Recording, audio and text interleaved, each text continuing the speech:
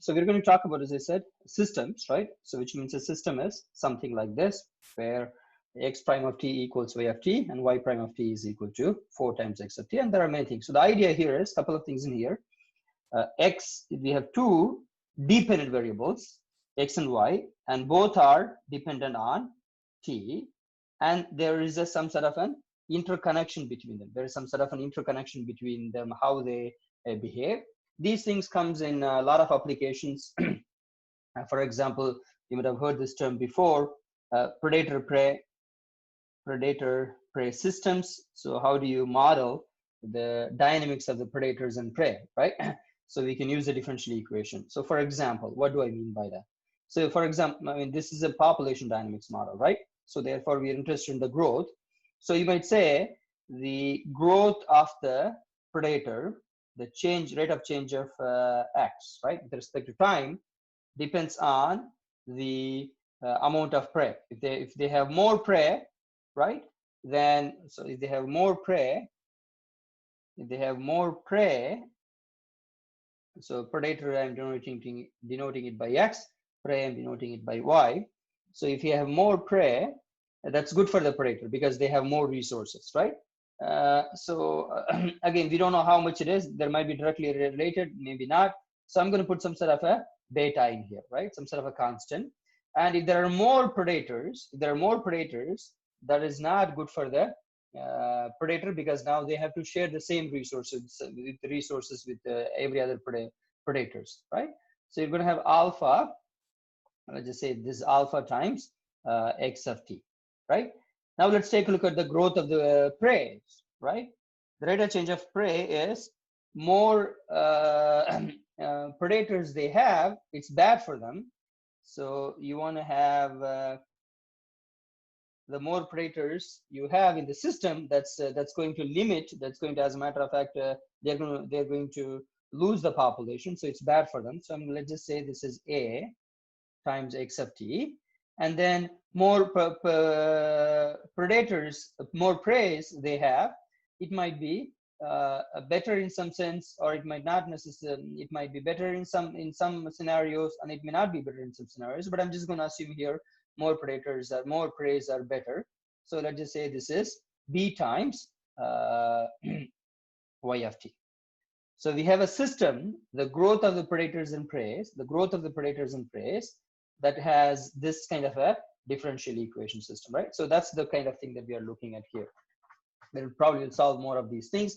And of course, we can add lots and lots of some complexities to these as well. The systems are not as simple as this, but this provides a wonderful basic understanding how the predator-prey system works. Not only predator-prey system, also if you're looking at the mixing of two chemicals, and if you're looking at various other scientific applications, these that involves the rate of change, right?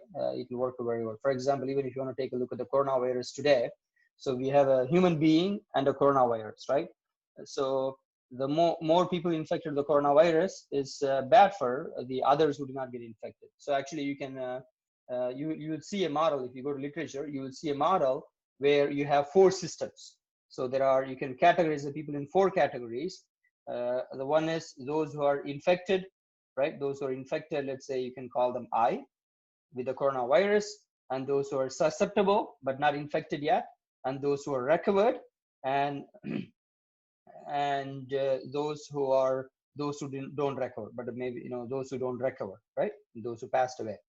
So now we have the infected people with respect to time, and you have susceptible but they're not infected yet with respect to time, and you have people with respect to recovered people with respect to time, right? So now the rate of change of the infected people depends on the number of suspected people and the number of recovered people, and also the number of infected people too. Similarly, the rate of change of susceptible people depends on the infected people, and the recovered people, number of recovered people, they depend on the infected people, right? And so on. So we can actually model this, and then we can get a nice model. I think there are other models out there. So let me quickly show you one model. Maybe for those of you who are interested, right? You might like it. Here is a model. Let me share this with you.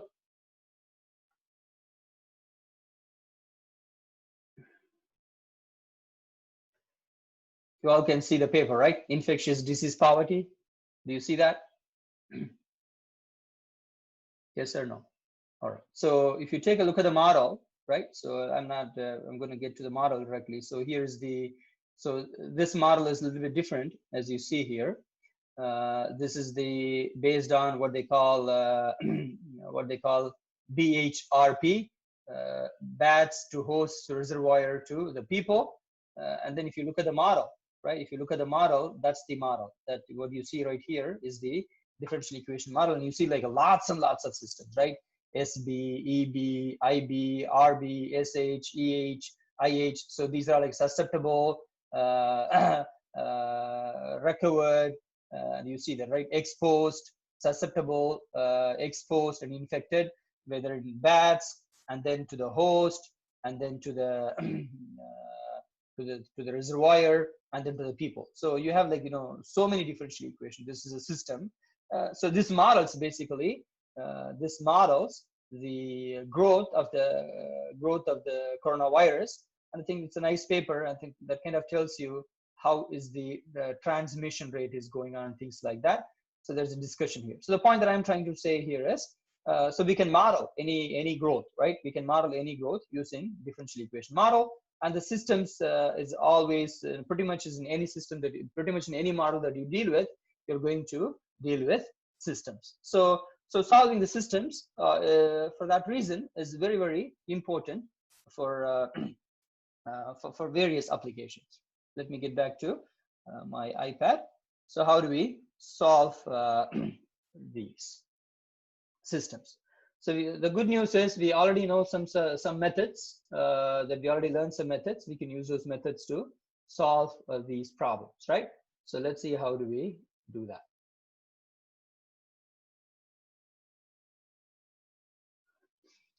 So let's see how do we do these kind of models, how solve them. Let's take a look at this very simple one. Let's take a look at this very simple one and see how do we solve this one. There are many ways to solve. The one that we are going to use today would be using what we call elimination method, right? But I'll show you in this particular problem, elimination method is not required. In this particular problem, elimination method is not required.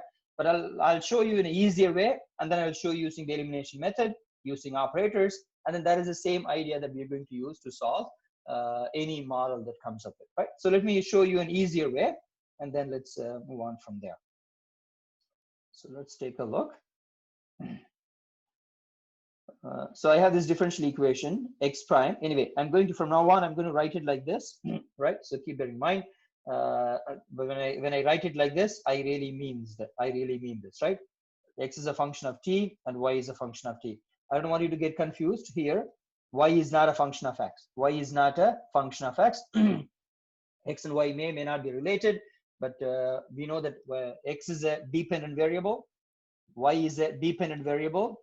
The independent variable is common between these two, and that independent variable is the t, right? So I want you to remember that.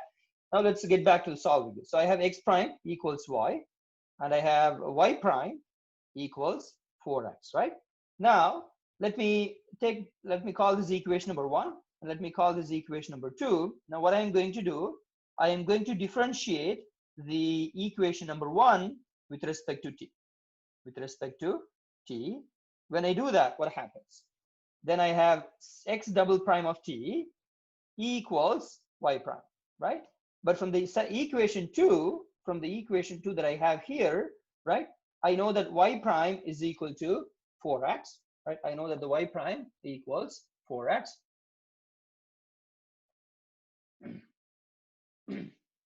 Right? So now I have a differential equation. Right here, right? So if I combine these two together, ladies and gentlemen, I get the following differential equation, which is x double prime of t minus equals 4x of t, or more precisely, this is x double prime of t minus 4x equal to 0. And we know how to solve these type of differential equation. We know we can find the characteristic solution. So to do that, let's find the characteristic equation. The characteristic equation for this differential equation. By the way, this is the second order linear differential equations with constant coefficients, right? Second order linear differential equation with the constant coefficients. So we can use the, Holdek or M&M methods. So this would be characteristic equation for here would be m squared minus 4 equal to 0. That means m is equal to plus or minus 2. And so therefore, the general solution, in this case, it's a homogeneous problem anyway. So the solution for this one would be x of t equals e to the 2t plus c2 e to the negative 2t. So we can solve the system like that. Now I have the equation for x of t. I can plug it in to find the y of t. So I know that y prime of t equals 4 times x of t, right? So which is 4 times c1 e to the 2t plus 4 times c2 e to the negative 2. Again, you don't have to do it this way. You can do, I'll show you what are the other ways you can do them in a moment. So what do we have here is, we have all these, wonderful equations in here, right? So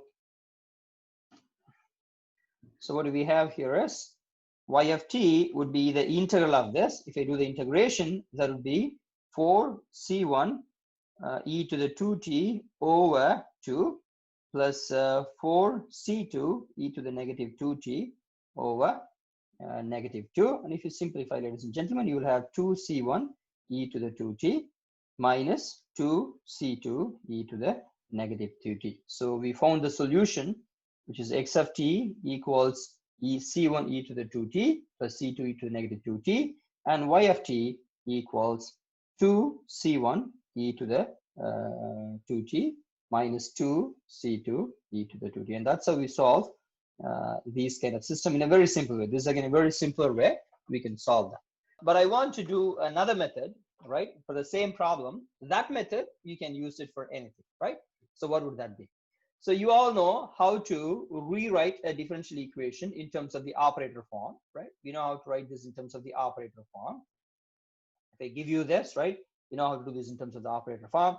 You would agree with me, the operator form for this one, right? I'm going to say operator form, right, would be the following: dx equals y and dy equals 4x, correct? Right?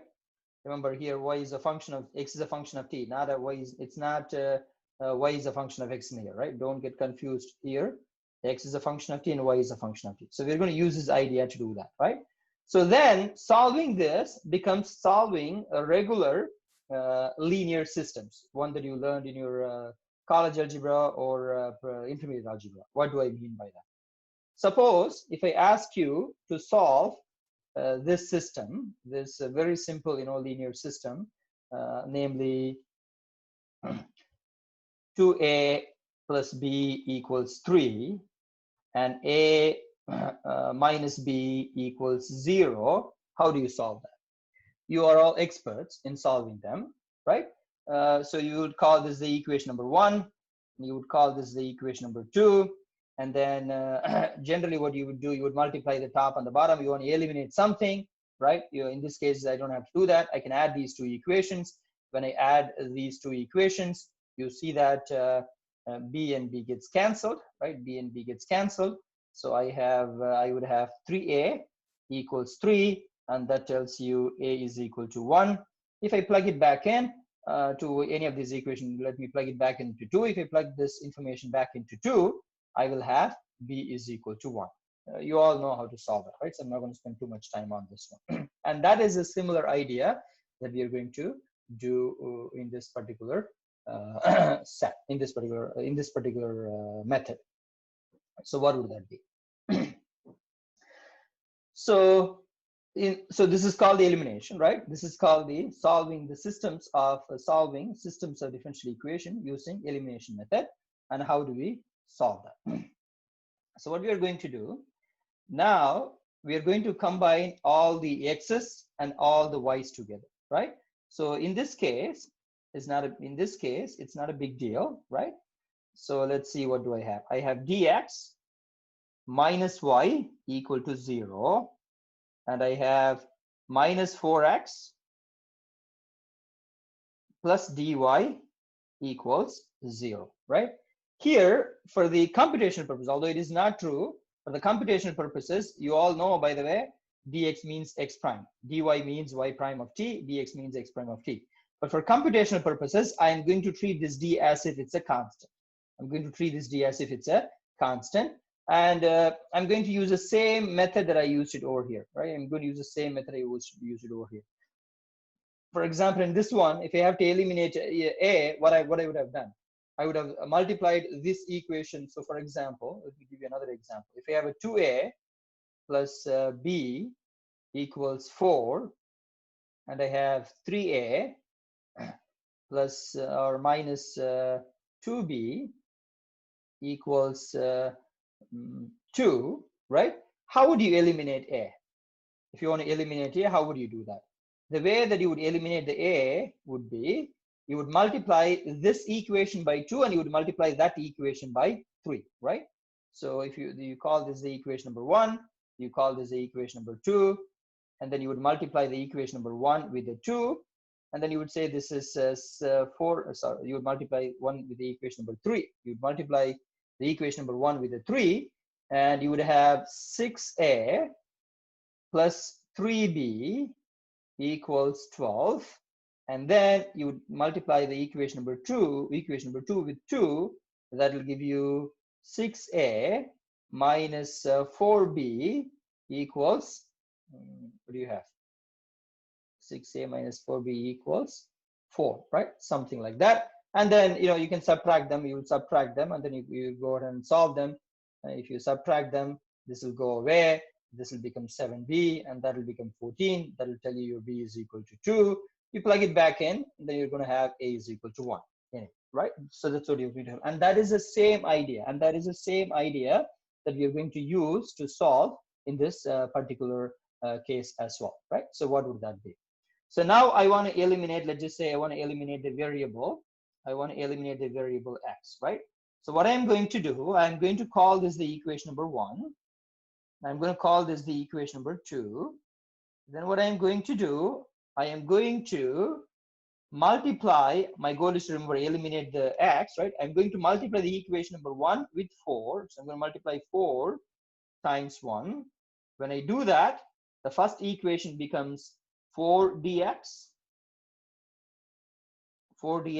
minus 4y equal to 0. And the second equation, what I'm going to do, I cannot multiply, d is an operator. So what I'm going to say, I'm going to operate d with the second equation. That basically means I am not multiplying. I'm not multiplying, although it appears to be multiplying, right? It would work if you treat d as a constant, but that's not true in here, right? Theoretically speaking, that is not true. When I do that, then this becomes negative 4 times d of x. That means I'm taking the derivative minus d squared, d times d, right? D operator on d is d squared, y equal 0. Now, if I want to get rid of t, I can actually simply add it, right? I'm going to simply add it. If I simply add these two equations together, you would agree with me that I would have these two getting canceled, right? I would have these two getting canceled, and then I would have negative 4y negative d squared y equal to 0. And if I rewrite this, ladies and gentlemen, this would be negative of, from the highest order derivative to the lowest order of the derivative, d squared, I think I made a mistake in here. There should be a plus. Nobody is paying attention to me. Huh? That should be a plus here. So there should be a plus. So what I would have d squared y minus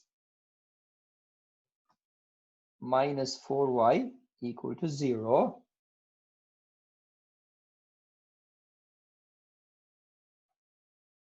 And you know how to solve them, right?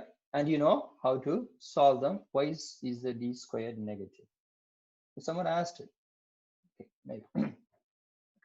D squared minus y minus 4, that should be a positive, by the way. It should not be negative.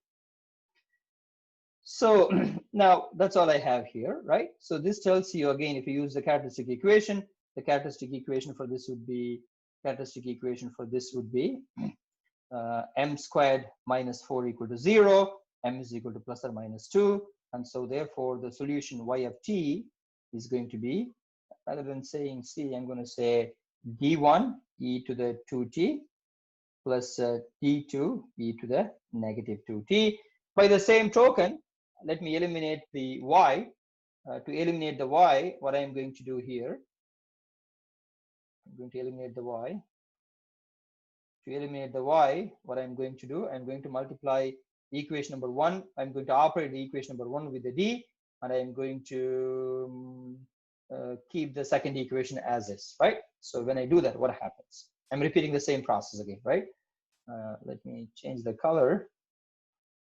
So to do that, to eliminate y, right? To eliminate, to eliminate y, right? To eliminate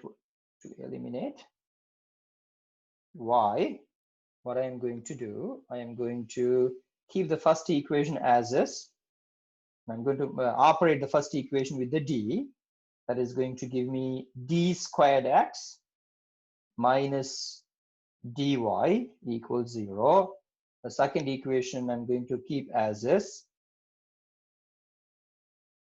That is going to be negative 4x positive dy equal to 0, and these two gets cancelled.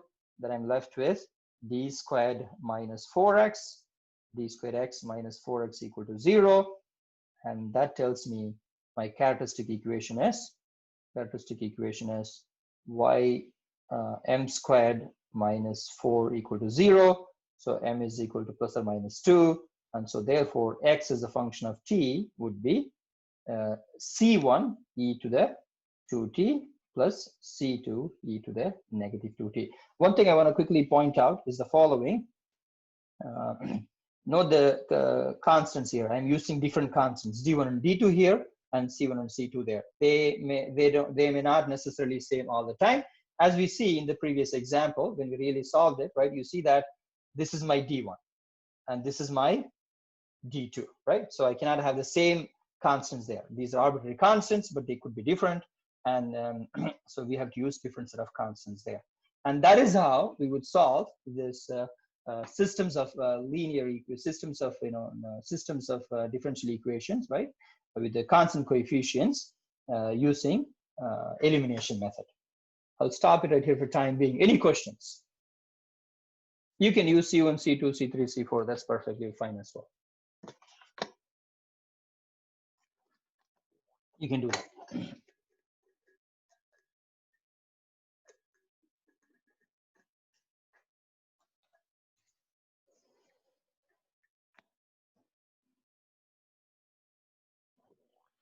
Any questions for me before I move to the next problem? The one that I did is a simple one. I want to do something that is not necessarily this simple, so you can kind of follow things better way. Any questions? I'm not hearing neither yes nor no. And by the way, this is section 4.9 from your book.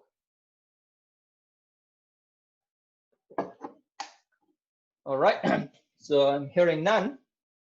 Moving on, let me do another example where this example is a little bit, it's a little bit more fun. Let's see how do we do this problem. So what I'm going to do, I'm going to solve this particular one, very similar to what we had earlier. Solve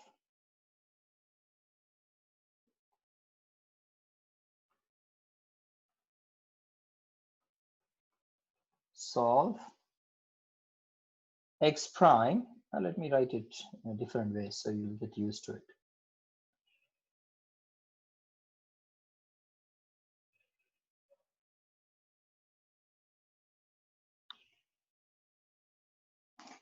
Dx over dt equals 2x minus y, and dy over dt equals x. Very simple problem, right? So let me rewrite this in the operator form. That is very important, the first step, right? That's the step 1, right? Rewrite it in the operator. The operator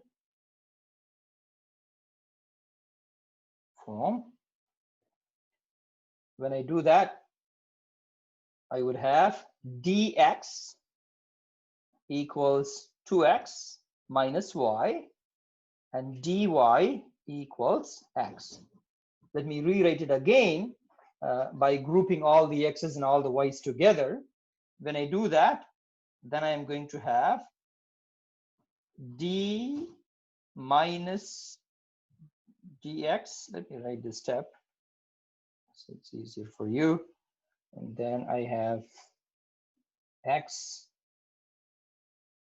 minus x plus dy equal to 0. And to make my life easy, I'm going to further rewrite it, and this is a very important step. So you would agree these two together can be written, right, as the following.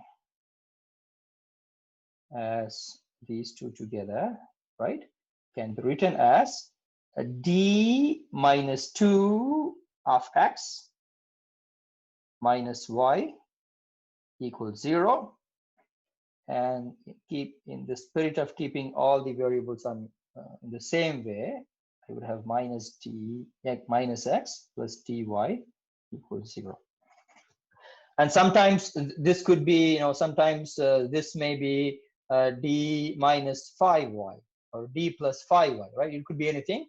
So you have to, whatever that you have to group them appropriately and then solve it, right? So I'm going to use the same elimination method that I just described to you earlier. So let me use, plus 1? Yes. Say it again. X minus 2 plus y. I'm sorry, I cannot hear you properly. Say it again. X minus 2 plus y. Plus y. Thank you. Very good. Yes. Oh, now your audio is volume is too high. Okay. All right, it is plus y. You're right. Now again, I'm going to use the elimination method. Here I can eliminate the y or I can eliminate the x first. What do you want me to do? Which one do you want me to eliminate? Do you want me to eliminate x or do you want me to eliminate y?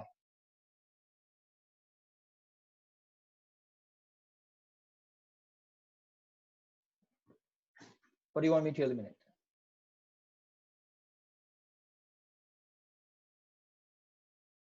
X. Let's eliminate the x. All right. So let's try to eliminate the x. For that, what I'm going to do is the following. I am going to call this the equation number 1, and I'm going to call this the equation number 2. So you want me to eliminate the x. So I'm going to take a look at the equation number 1, and I'm going to write as such. I'm not going to do anything there, right? Because it's a negative 1 here in the second equation. So I'm not going to do anything.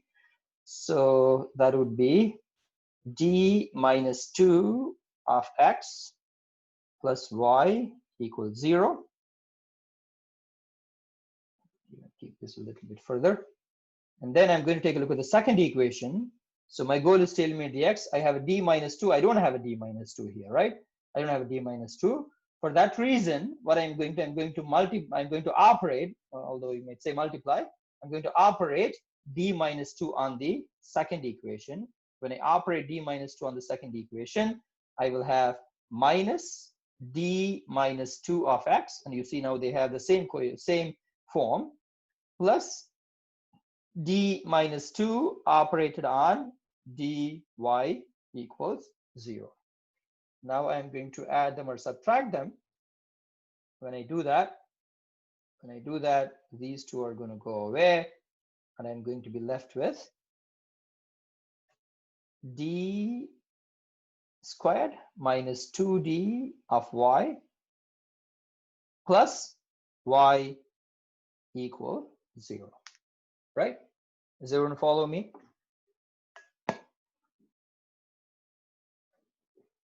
Are you all following me? Is it okay? Yes, okay, thank you. All right, then what I'm going to do, I'm going to simplify this. If I simplify this, you will agree that I'm going to have d squared minus 2d plus 1 of y equal to 0. And that's a differential equation in the operator form, whose characteristic equation as well. The characteristic equation is m squared minus 2m plus 1 equal to 0. Therefore, m equals 1, 1. And so therefore, your solution, fundamental set of solution, right, with respect to y, is going to be e to the x and x e to the x. And so therefore, y of x equals c1 e to the x plus c2 x times e to the x. This is okay. How we got that, right? This is okay. Is this okay? Can I get a yes, no, thumbs up, thumbs down? All right, this is not okay. I made a mistake. Purposefully, I made a mistake. What is it? It's not a big deal. It's just semantics or cosmetic mistake. What is that? That is correct. The function should be, the solution should be y of t, right? Not y of x. So therefore, that's something you need to be very careful here. So I should not have x. I should not have x in there. Instead, I should have, let me write in a different color so you can kind of follow. This should be t, and this should be t e to the t. So this should be t, and these should be t's. That's all, nothing much, right? Okay, very good. Now we found the y. Now we can use a similar way. We can find the x as well. So let's see how do we do that. And by the way, I mean, I can do the same elimination method, but I want to show you quickly in this particular problem, which much easier. The reason because x is what? X is dy over dt, right? X is dy over dt. So my goal is to find the x, right? All I have to do is to find the derivative of this. If I find the derivative of this, then I should be able to find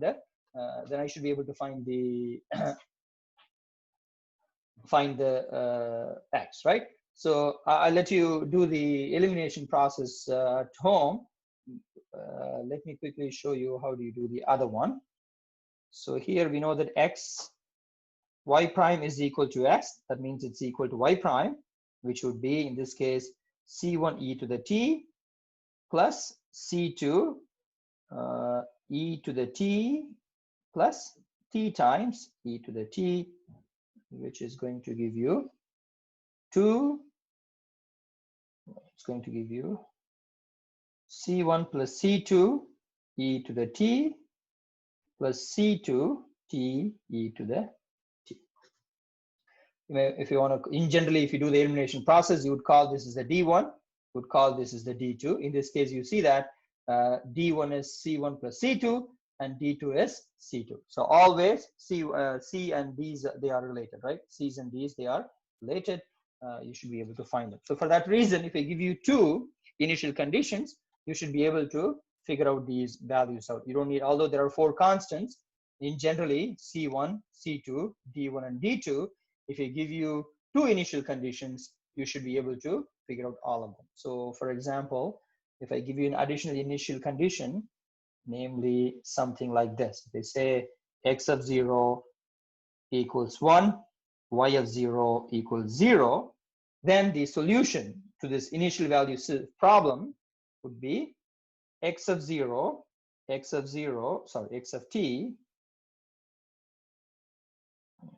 let's make use of the x of 0 would be c1 plus c2 e to the 0 plus c2 times 0 times e to the 0. X of 0 is 1, and that tells you c1 plus c2 is equal to 1. If I try to plug in this information, y of 0 equals 0. That means that would be c1 e to the 0 plus c2 0 times e to the 0. That tells you your c1 is equal to 0. That means c2 must be 1. And so therefore, the unique solution to this initial value problem, although it's a systems, would be x of t equals, what do I have here? X of t equals e to the t No, C1 is 0, right?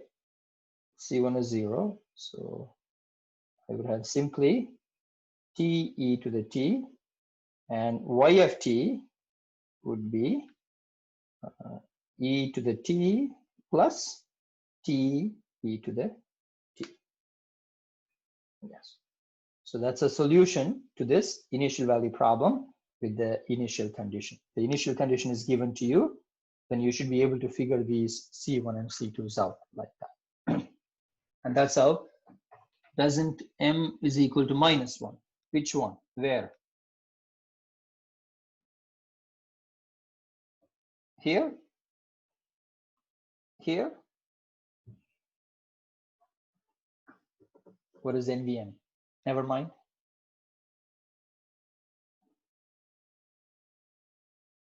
Yes, okay. So you got it, right? The factors are m-1, but the roots are +1, repeating twice. And that's how, you would solve these systems of differential equations. So one other thing that I did not do, that, something that may not be simple, would be, we can have this equation. These are, if you take a look at this equation, there are no standalone functions f(x), right? If you see, there are no standalone functions f(x), right? These are homogeneous problems. You may also have non-homogeneous problem, something as simple as, or as fun as the following. For example, you may have a problem like this. I may say plus e to the t plus t squared, right? Now, how do you solve it? It is the same idea that we did earlier, right?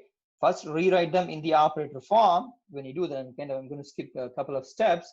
Then you would see this would be d minus 2 of x plus y equals e to the t. It's no longer 0 there. And then I am going to have negative x plus dy equals t squared, right? But the idea is still the same. You want to eliminate the x, you multiply the first equation by 1, you operate the second equation by d minus 2, so you have to do the derivative here appropriately. So what would that mean? So what is the meaning of d minus 2 of d minus 2 of t squared? That would be derivative of t squared minus 2 times t squared, which is 2t minus 2t squared. So if you pull out the t, you're going to have, if you pull out the 2t, you're going to have 2t times 1 minus t. So you're going to have that, right? So what I'm trying to say here is, if you operate this, the elimination process is going to, and I go a little bit up on the notes, right? The elimination process is going to be equal to, it's going to look like something like this. So you're going to replace, you're going to multiply 1 with the equation number 1, assuming that this is the equation number 1. Let's call this the equation number 1. Or let's call this the equation A. Let's call this the equation B. Then this would be A, which would be d minus 2 of x plus y equals e to the t. Now, if I operate d minus 2 on the equation B, that would be minus d minus 2 of x plus d minus 2 operated on dy equals d minus 2 operated on t squared, which we just figured out what that is, right? So then the equation would look like the following: d minus 2 of x plus y equals e to the t, and d minus 2 of x with a negative in the front plus d squared minus dy equals 2t times 1 minus t. And if you now subtract them, what you're going to have is, you're going to have these two getting cancelled, and you're going to have d squared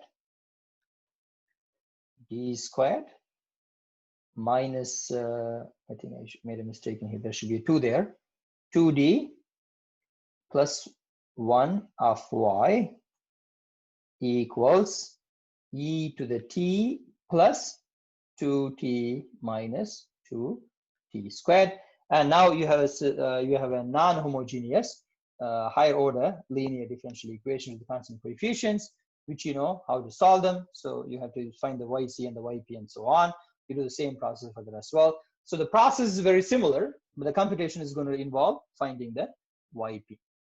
I will stop it right here for this problem. If you have any question, I'll be happy to answer them. And this is the homework number 12.5. And now you know how to solve the systems. Again, this is the section 4.9 in your book.